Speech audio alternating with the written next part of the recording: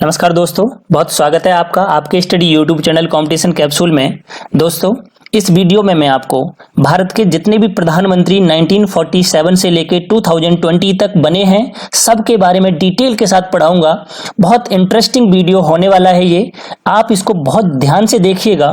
तो चलिए आज का वीडियो हम शुरू करते हैं।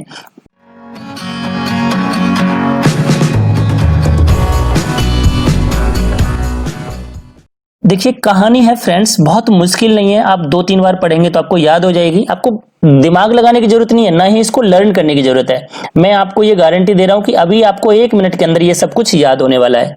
अचानक पंडित जी के गुजर जाने का सदमा लाल जी सह न सके और वो गुजर गए। इस दुख की घड़ी में इंदिरा गांधी ने पूरे देश को संभाला। सरकार चलाने में चरण ने इंदिरा की पूरी मदद की। एक दिन अचानक इंदिरा की हत्या कर दी गई, जिसके बाद उनके लड़के राजीव गांधी ने सरकार चलाई।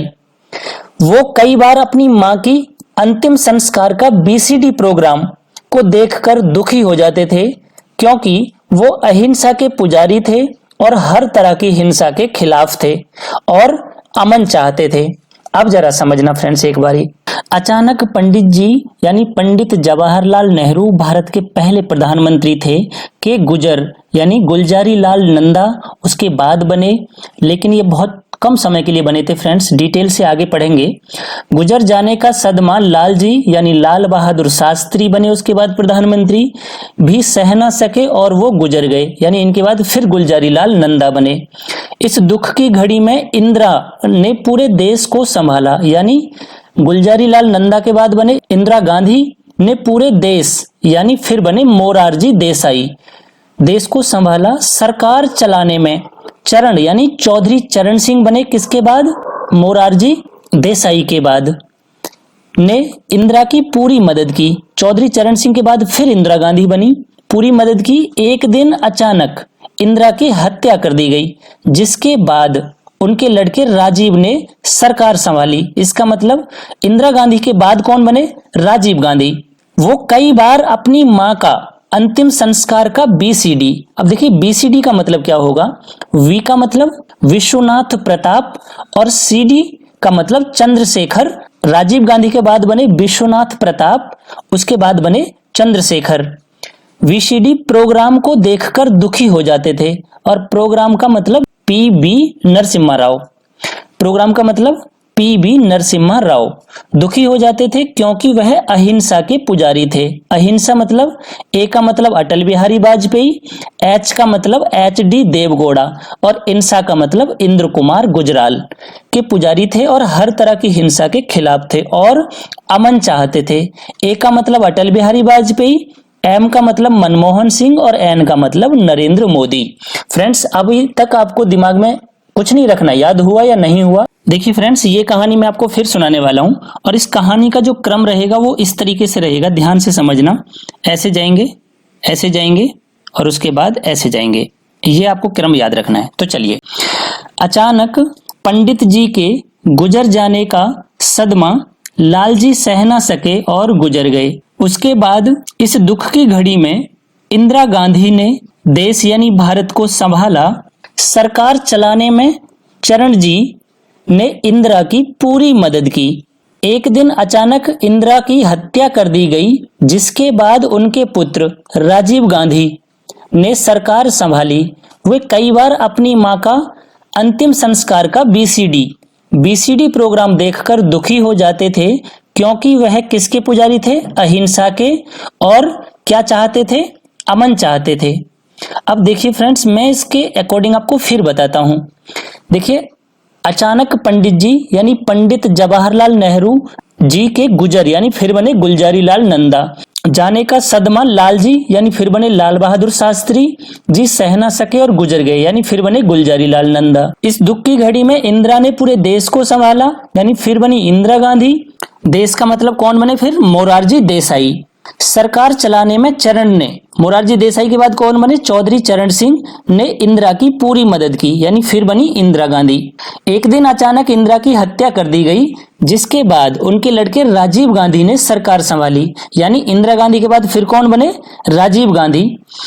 कई बार वो अपनी मां के अंतिम संस्कार का वीसीडी का मतलब देखिए, मैंने इसमें डिटेल से आपको आगे समझाया फ्रेंड्स।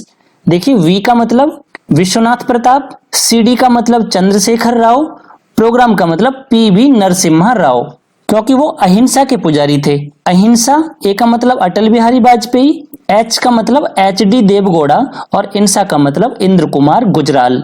अहिंसा के पुजारी थे और अमन चाहते थे। ए का मतलब अटल बिहारी वाजपेयी, एम का मतलब मनमोहन सिंह और एन का मतलब नरेंद्र मोदी। फ्रेंड्स, आशा करता हूं आपको याद हुए होंगे। अब देखिए, एक एक करके मैं डिटेल से इनके कार्यकाल को आपको समझाता हूं। आशा करता हूं आपको वीडियो बहुत पसंद आएगा। तो चलिए शुरू करते हैं आगे का। भारत के पहले प्रधानमंत्री थे जवाहरलाल नेहरू। इनका कार्यकाल 15 अगस्त 1947 से 27 मई 1964 तक रहा, यानी कुल इन्होंने 16 साल 286 दिनों के लिए देश की सेवा की। जवाहरलाल नेहरू स्वतंत्र भारत के पहले प्रधानमंत्री थे। इन्होंने आधुनिक मूल्यों और सोच को लेकर आधुनिक भारत को आकार देने में महत्वपूर्ण भूमिका निभाई। वह एक समाज सुधारक थे और समाज के प्रति उनके कार्यों में से एक कार्य प्राचीन हिंदू नागरिक संहिता में सुधार करना था। उन्होंने हिंदू विधवाओं को संपत्ति और विरासत के संबंध में पुरुषों के समान अधिकार प्राप्त करने की अनुमति दी थी। स्वतंत्रता आंदोलन के दौरान नेहरू जी कई बार जेल गए। नेहरू जी अच्छे लेखक भी थे। भारत एक खोज, विश्व इतिहास की झलक, an autobiography, independence and after Soviet रूस जैसी इनकी कई पुस्तकें विश्वविख्यात रहीं। इनके बाद प्रधानमंत्री बने गुलजारी लाल नंदा। 27 मई 1964 को भारत को पहली बार एक राजनेता के परलोक गमन का धक्का लगा और अब देश की बागडोर किसे सौंपी जाए, यह यक्ष प्रश्न अब देश के सामने था। तात्कालिक आधार पर उसी दिन यह दायित्व वरिष्ठ नेता गुलजारी लाल नंदा को सौंपा गया, जिन्होंने 13 दिन तक यानी 9 जून 1964 तक इस पद के दायित्वों का संपादन किया। भारत के पहले अंतरिम प्रधानमंत्री बने। उसके बाद फिर बने लाल बहादुर शास्त्री। इनका जो कार्यकाल था 9 जून 1964 से लेकर 11 जनवरी 1966 तक, यानी 1 वर्ष 216 दिनों के लिए इन्होंने देश की सेवा की। वह महात्मा गांधी के निष्ठावान अनुयायी थे और इन्होंने जय जवान जय किसान जैसे लोकप्रिय नारों पर जोर दिया। शास्त्री जी नम्रता से बोलने वाले व्यक्ति थे। उन्होंने भारत में दूध उत्पादन बढ़ाने के लिए श्वेत क्रांति को बढ़ावा दिया था। उनके शासनकाल में पाकिस्तान ने 1965 में भारत पर आक्रमण कर दिया। शास्त्री जी ने बड़े धैर्य के साथ उस युद्ध का सफल नेतृत्व किया। युद्ध तो भारत जीत गया, पर रूस ने और कुछ अन्य विश्व शक्तियों ने शास्त्री जी को पाकिस्तान के साथ वार्ता करने के लिए विवश कर दिया। रूस के ताशकंद में वार्ता निश्चित की गई। पाकिस्तान का जो सैनिक था जिसका नाम था अयूब, उसके साथ बैठक आरंभ हुई और शास्त्री जी को इस बात पर सहमत करा लिया गया कि भारत पाकिस्तान के जीते हुए क्षेत्रों को छोड़ देगा और युद्ध से पहले की स्थिति में दोनों देशों की सेनाएं चली जाएंगी। शास्त्री जी को यह बात बहुत कष्टप्रद लगी, इसलिए उस देशभक्त प्रधानमंत्री को इस शर्त को मानने पर गहरा सदमा लगा। 11 जनवरी 1966 की रात्रि में ताशकंद में ही उनको दिल का दौरा पड़ा और वे चल बसे। आज उनकी जो समाधि का नाम है वो विजय घाट है और वो दिल्ली में स्थित है। इसके बाद फिर जैसे इनकी मृत्यु हुई, फिर से देश के प्रधानमंत्री बने गुलजारी लाल नंदा। इनका जो कार्यकाल था 11 जनवरी 1966 से 24 जनवरी 1966 तक, यानी फिर इनका 13 दिनों के लिए इन्होंने देश की सेवा की। 2 बार देश के कार्यवाहक प्रधानमंत्री बने। 1964 में पंडित जवाहरलाल नेहरू की मृत्यु के बाद उन्हें कार्यवाहक प्रधानमंत्री बनाया गया और 1966 में लाल बहादुर शास्त्री के बाद देश का कार्यवाहक प्रधानमंत्री इनको बनाया गया। इनका कार्यकाल दोनों बार उसी सीमित समय तक रहा जब तक कि कांग्रेस पार्टी ने अपने नए नेता का चयन नहीं कर लिया। इसके बाद बनी इंदिरा गांधी। इनका जो कार्यकाल था 24 जनवरी 1966 से 24 मार्च 1977 तक 11 वर्ष और 59 दिनों के लिए उन्होंने देश की सेवा की। इंदिरा गांधी भारत की पहली महिला प्रधानमंत्री थीं तथा दुनिया में सबसे लंबे कार्यकाल वाली महिला प्रधानमंत्री बनी। उनके साहस और बहादुरी ने 1971 में भारत को पाकिस्तान पर जीत दिलाई। इसी दौरान बांग्लादेश का विश्व मानचित्र पर एक स्वतंत्र राष्ट्र के रूप में जन्म हुआ। पाकिस्तान के साथ 1972 में शिमला समझौता किया गया। पाकिस्तान के नेता जुल्फिकार अली भुट्टो ने नाक रगड़कर इंदिरा जी से कहा था कि मैडम अब की बार छोड़ दो, फिर कभी ऐसी गलती नहीं करेंगे। उन्होंने पड़ोसी देशों के साथ अंतर्राष्ट्रीय संबंधों में सुधार लाने के लिए कई महत्वपूर्ण कार्य किए। लेकिन इंदिरा जी के समय में ही पंजाब में खालिस्तानी आंदोलन ने जोर पकड़ा और इंदिरा ब्लू स्टार ऑपरेशन, देखिए इस ऑपरेशन का नाम था कि पंजाब में जब ये खालिस्तानी आंदोलन ने जोर पकड़ा तो इंदिरा गांधी ने वहां सैनिक भेजे और सैनिक कार्रवाई की, जिसकी इंदिरा गांधी सबसे बड़ी शहीद बनी और 31 अक्टूबर 1984 को उनके ही अंगरक्षकों ने उन्हें गोली मारकर शहीद कर दिया। इसके बाद देश के प्रधानमंत्री बने मोरारजी देसाई, और देखिए ये जनता पार्टी से थे, पहली बार कोई बिना कांग्रेस का नेता देश का प्रधानमंत्री बना था। इनका कार्यकाल 24 मार्च 1977 से 28 जुलाई 1979 तक 2 साल और 126 दिनों के लिए रहा। इजराइल के तत्काल विदेश मंत्री ने उनके समय में भारत की यात्रा की थी और उन्होंने पाकिस्तान पर परमाणु हमला करके भारत की कश्मीर समस्या को हल करने के लिए अपनी भूमिका पर प्रस्ताव रखा। लेकिन मोरारजी देसाई ने संभावित जनहानि के दृष्टिगत इजराइल के विदेश मंत्री का यह प्रस्ताव अस्वीकार कर दिया और पाकिस्तान को जब इस बात का पता चला तो उन्होंने मोरारजी देसाई को अपने देश के सर्वोच्च नागरिक सम्मान निशान-ए-पाकिस्तान से सम्मानित किया था। मोरारजी देसाई भारत के पहले गैर कांग्रेसी प्रधानमंत्री बने थे। उन्होंने और उनके मंत्रियों ने औपचारिक रूप से, देखिए जो इंदिरा गांधी ने आपातकाल की स्थिति को लगाई थी उसको समाप्त कर दिया। 100 वर्ष की अवस्था भोगकर 1995 में उनका निधन हो गया। इसके बाद बने चौधरी चरण सिंह जी। इनका कार्यकाल 28 जुलाई 1979 से 14 जनवरी 1980 तक 170 दिनों के लिए रहा। 23 दिसंबर 1902 को मेरठ के नूरपुर गांव में जन्मे चौधरी साहब ने सार्वजनिक जीवन में विभिन्न पदों को सुशोभित किया। वे केंद्र में गृह मंत्री भी रहे। एक अच्छे अधिवक्ता से अपने जीवन का प्रारंभ किया और ऊंचाई तक पहुंचे। उत्तर प्रदेश के राजस्व मंत्री के रूप में भी कार्य कर चुके चरण सिंह ने जमींदार प्रणाली को हटाकर भूमि सुधार अधिनियमों को लागू किया। 29 मई 1987 को उनके जीवन का शानदार अंत हुआ। उनकी समाधि को दिल्ली में किसान घाट के नाम से जाना जाता है। इसके बाद फिर देश की एक बार प्रधानमंत्री बनी इंदिरा गांधी। इनका कार्यकाल 14 जनवरी 1980 से 31 अक्टूबर 1984 तक 4 साल और 291 दिनों के लिए रहा। इसके बाद जब इनकी हत्या कर दी गई तो इनके बाद कार्यकाल संभाला राजीव गांधी जी ने। इनका कार्यकाल 31 अक्टूबर 1984 से 2 दिसंबर 1989 तक 5 वर्ष और 32 दिनों के लिए रहा। देश के सबसे युवा प्रधानमंत्री बने, 40 वर्ष की आयु में प्रधानमंत्री बने और कंप्यूटर को भारत में लाने में प्रमुख इन्होंने भूमिका निभाई थी। इन्होंने वास्तव में भारतीय प्रशासन का आधुनिकीकरण किया था। उन्होंने अमेरिका के साथ द्विपक्षीय संबंधों में सुधार किया तथा आर्थिक सहयोग का भी विस्तार किया। मां के आकस्मिक निधन ने देश में सिखों की हत्याओं का खेल शुरू करा दिया। दुखी राजीव सक्षम कार्रवाई नहीं कर पाए। उन्होंने प्रधानमंत्री बनने पर पंजाब समझौता किया, उसके बाद असम समझौता किया। इसके पश्चात श्रीलंका में इन्होंने भारतीय सेना भेजी और भारत की सेना ने वहां के ही जो तमिल नागरिक थे वो भारत के ही थे, उन पर अत्याचार करने आरंभ कर दिए। तमिल समुदाय राजीव के प्रति घृणा से भर गया और खफा तमिल लोगों ने उनकी हत्या का षड्यंत्र रचा। 21 मई 1991 को जब चुनाव का दौर चल रहा था तो तमिलनाडु के पेरुम्बदूर में उनकी निर्मम हत्या कर दी गई। इसके बाद देश के प्रधानमंत्री बने बीपी सिंह। राजा मांडा के नाम से विख्यात बीपी सिंह उत्तर प्रदेश के मुख्यमंत्री रहे। वे फिर राजीव गांधी की सरकार में वित्त मंत्री रहे और बाद में फेयरफैक्स विवाद के चलते उन्हें इस मंत्रालय से हटाकर रक्षा मंत्री बना दिया गया। तो वहां उन्होंने बोफोर्स तोपों के सौदे में कथित दलाली का भंडाफोड़ कर दिया और 2 दिसंबर 1989 को देश के प्रधानमंत्री बन गए। बीपी सिंह के साथ ही ये जानते थे कि वे दुष्प्रचार के माध्यम से इस पद पर पहुंचे हैं, अतः उन्होंने राजा के साथ अधिक देर तक चलना ठीक नहीं समझा और 5 नवंबर 1990 को बीपी सिंह का जनता दल बिखर गया। 10 नवंबर 1990 को उनकी गद्दी चली गई। उनके ही 58 सांसदों ने उन्हें छोड़कर चंद्रशेखर को अपना नेता चुन लिया। इस प्रकार देश का प्रधानमंत्री बनने रहने का एक अवसर 1 वर्ष की अवधि के लिए भी उन्हें नहीं मिल पाया। इनका जो कार्यकाल रहा वो 2 दिसंबर 1989 से 10 दिसंबर 1990 तक 343 दिनों के लिए रहा।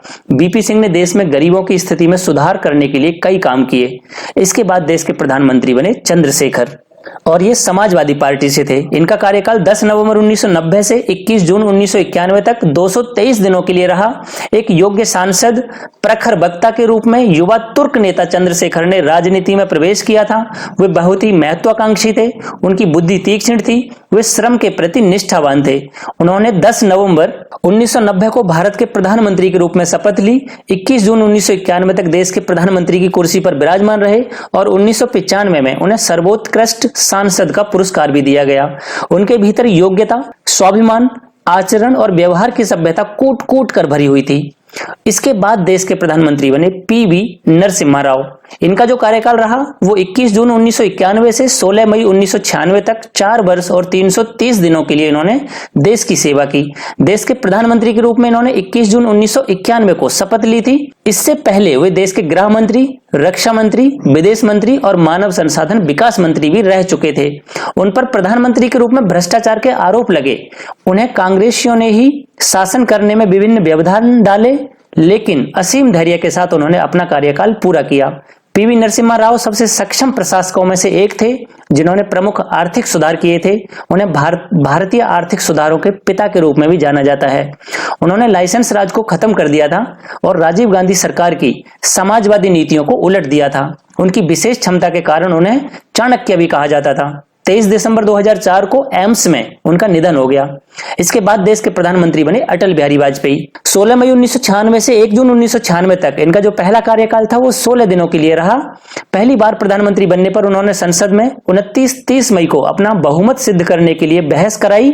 इस दौरान ही वे समझ गए थे कि संसद का बहुमत उनके खिलाफ है, अतः उन्होंने मत विभाजन से पूर्व ही अपना इस्तीफा दे दिया था। अटल बिहारी वाजपेयी भारत के शिष्ट प्रधानमंत्रियों में से एक थे। उनके कार्यकाल के दौरान भारत में मुद्रास्फीति बहुत कम थी। उन्होंने आर्थिक सुधारों और विशेषकर ग्रामीण भारत की नीतियों पर काम किया। उनके कार्यकाल के दौरान भारत और पाकिस्तान के बीच संबंध थोड़े बेहतर हुए और दूरसंचार के उद्योग में काफी उन्नति हुई। उनके बाद देश के प्रधानमंत्री बने एच.डी. देवगौड़ा। इनका कार्यकाल 1 जून 1996 से 21 अप्रैल 1997 तक 324 दिनों के लिए रहा। वे देश के मात्र 10 माह तक प्रधानमंत्री रहे और 21 अप्रैल 1997 को उन्होंने प्रधानमंत्री पद छोड़ दिया। इनकी वजह थी कांग्रेस। उसने देवगौड़ा से समर्थन वापस ले लिया था, अतः 19 मार्च 1997 को देवगौड़ा को त्यागपत्र देना पड़ा। अंतरिम व्यवस्था तक वे 2 दिन और प्रधानमंत्री रहे। अपने कार्यकाल के दौरान देवगौड़ा ने गृह मंत्रालय, पेट्रोलियम और रसायन मंत्रालय, शहरी रोजगार, खाद्य प्रसंस्करण, कार्मिक आदि मंत्रालयों पर अतिरिक्त कर भी लगाए थे। वे सामूहिक रूप से संयुक्त मोर्चा गठबंधन सरकार के नेता चुने गए थे। इसके बाद देश के प्रधानमंत्री बने आई.के. गुजराल। इनका कार्यकाल 21 अप्रैल 1997 से 19 मार्च 1998 तक रहा, 332 दिनों के लिए टोटल।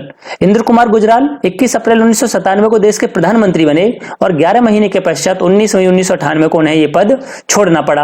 आई.के. गुजराल ने सीटीबीटी व्यापक परीक्षण प्रतिबंध संधि पर हस्ताक्षर करने का विरोध किया था। उन्होंने पाकिस्तान के साथ संबंधों में सुधार लाने की दिशा में भी काम किया और गुजराल सिद्धांत के रूप में जाना जाने वाला 5 सूत्री सिद्धांत उन्होंने दिया। वे रूस में भारत के राजदूत भी रहे। विभिन्न गुणों से संपन्न होते हुए भी गुजराल देश की जनता के बीच अधिक लोकप्रिय नहीं हो पाए। इसके बाद फिर एक बार देश के प्रधानमंत्री बने अटल बिहारी वाजपेयी और इस बार उन्होंने राजस्थान के पोखरण में 11 मई 1998 को 5 परमाणु परीक्षण करके देश को परमाणु शक्ति संपन्न राष्ट्रों की श्रेणी में ला खड़ा किया। इनका कार्यकाल 19 मार्च 1998 से 22 मई 2004 तक 6 साल और 64 दिनों के लिए रहा। डॉक्टर मनमोहन सिंह ने तो उन्हें एक बार भीष्म पितामह तक की उपाधि दे दी थी। उनकी व्यक्तित्व शैली का सभी लोग लोहा मानते थे। उनकी सहृदयता सभी लोगों को छूती रही। उनका जन्म 25 दिसंबर 1924 को हुआ था। इसके बाद देश के प्रधानमंत्री बने मनमोहन सिंह। इनका कार्यकाल 22 मई 2004 से 26 मई 2014 तक रहा। यह पद उस समय उन्हें सौभाग्य से ही मिला था। प्रधानमंत्री पद की जिम्मेदारियों के निर्वाह के बारे में उन्होंने शायद ही कभी सपने में सोचा होगा। सोनिया गांधी द्वारा प्रधानमंत्री बनने से इनकार करने पर उन्हें प्रधानमंत्री पद की जिम्मेदारी को वहन करना पड़ा। मनमोहन सिंह के कार्यकाल के दौरान सार्वजनिक कंपनियों के साथ साथ बैंकिंग और वित्तीय क्षेत्रों में सुधार किए गए। उनकी सरकार ने वैल्यू एडेड टैक्स यानी वैट लागू किया और उद्योग नीतियों पर काम किया। उनके कार्यकाल में राष्ट्रीय ग्रामीण स्वास्थ्य मिशन 2005 में शुरू हुआ था। 8 अतिरिक्त आईआईटी संस्थान आंध्र प्रदेश, बिहार, गुजरात, उड़ीसा, पंजाब, मध्य प्रदेश और राजस्थान एवं हिमाचल प्रदेश में खोले गए। इसके बाद देश के प्रधानमंत्री बने नरेंद्र मोदी जी। इनका कार्यकाल 2014 से आज तक है। नरेंद्र दामोदर दास मोदी ने 26 मई 2014 को देश के 15वें प्रधानमंत्री के रूप में अपना पदभार ग्रहण किया था। 2014 में अपने कार्यकाल की शुरुआत के बाद से उन्होंने शासन की एक सख्त और अनुशासित प्रणाली तैयार की और जनधन योजना, स्वच्छ भारत अभियान योजना जैसी कई नीतियों पर काम किया। 5 वर्षों में महात्मा गांधी की 150वीं जयंती पर देश का उत्थान करने और गंगा को निर्मल बनाने के उद्देश्य से इन्होंने जन स्वच्छ योजना तथा स्वच्छ भारत अभियान जैसी परियोजनाओं का संचालन किया। और देखिए फ्रेंड्स, 2019 में फिर देश के प्रधानमंत्री नरेंद्र मोदी जी रहे और आज तक देश की बागडोर संभाल रहे हैं और अपनी बुद्धिमत्ता से देश को आगे की ओर ले जा रहे हैं। आज कोरोना वायरस जैसी महामारी से में भी देश का बहुत अच्छी तरह से नेतृत्व कर रहे हैं भारत के प्रधानमंत्री। ये थी भारत के प्रधानमंत्रियों की कहानी। इसके बाद मैं आपको पार्ट 2 लेके आऊंगा जिसमें प्रधानमंत्रियों से रिलेटेड एक शॉर्ट वीडियो मैं आपको देने वाला हूं, जिसमें आपको प्रधानमंत्री याद करने की एक बहुत शॉर्ट ट्रिक दी हुई होगी और साथ ही आज तक हर कंपटीशन में पूछे गए क्वेश्चंस का संग्रह होगा। तो ये वीडियो भी आप जरूर देखिएगा। Thank you so much.